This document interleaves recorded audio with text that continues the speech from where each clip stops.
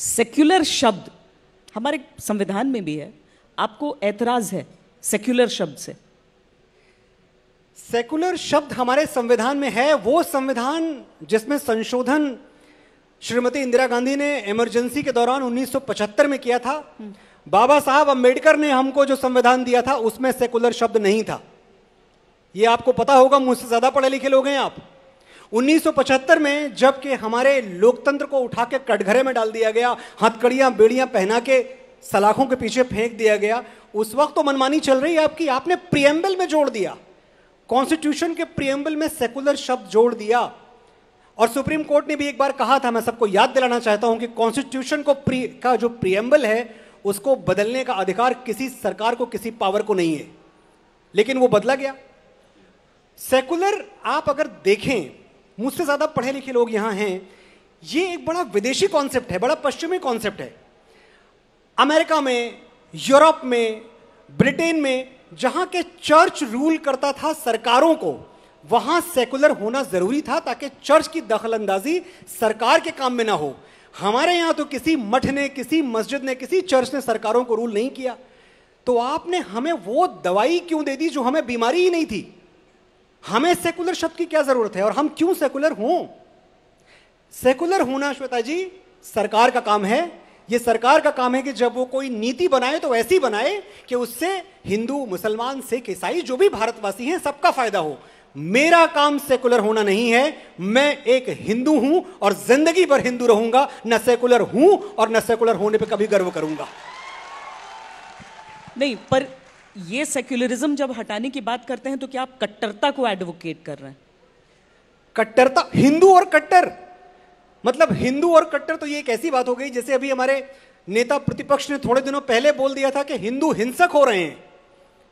संसद में खड़े होकर बोला हिंदू और हिंसक, हिंदू और कट्टरता, ये दो शब्द एक साथ जाते ही नहीं है। जो हिंदू ये कहता है कि अयम निजः परो वेति गणना लघु चेतसाम उदार चरिता नाम तू वसुधैव कुटुंबकम, वो हिंदू कट्टर होगा?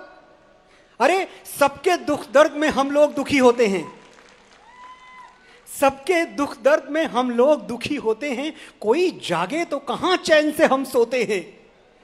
चोट जिसको भी लगे टूटते तो हम ही हैं, सारी सृष्टि के लिए अपने नयन रोते हैं। परिभाषा बता रहा हूं हिंदुत्व की, जिसमें गिरती हैं सभी नदियां, वो सिंधु हैं हम, सारी दुनिया को वतन कहते हैं, हिंदू हैं हम।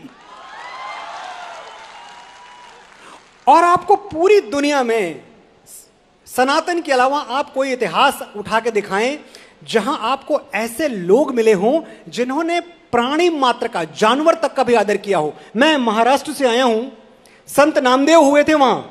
एक दिन संत नामदेव भोजन करने बैठे और कहीं से एक कुत्ता आया, उनकी रोटी लेके भाग गया।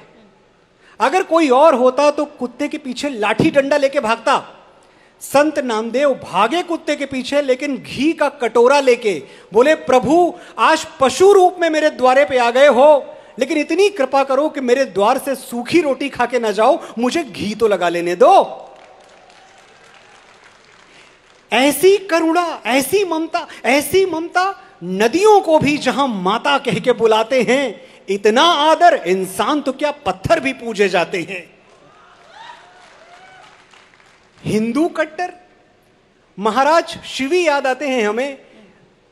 एक कबूतर के प्राण बचाने के लिए उन्होंने अपने बदन का मांस काट के तराजू के पल्ले पर रख दिया था। ऐसे लोगों को हिंसक कहा जाता है। दधीची याद आते हैं, जन कल्याण के लिए अपनी हड्डियां दान कर दी थी।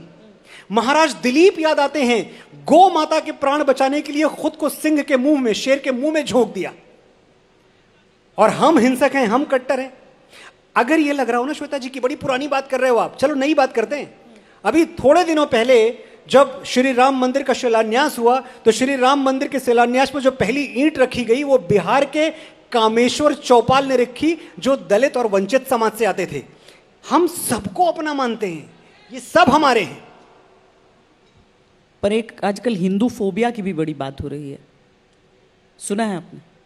हाँ, मैंने सुना है। हिंदू फोबिया यानी हिंदुओं का डर। देखिए, हिंदू डराता किसी को नहीं है, लेकिन सच यह है कि अब हिंदू डरता भी किसी से नहीं है।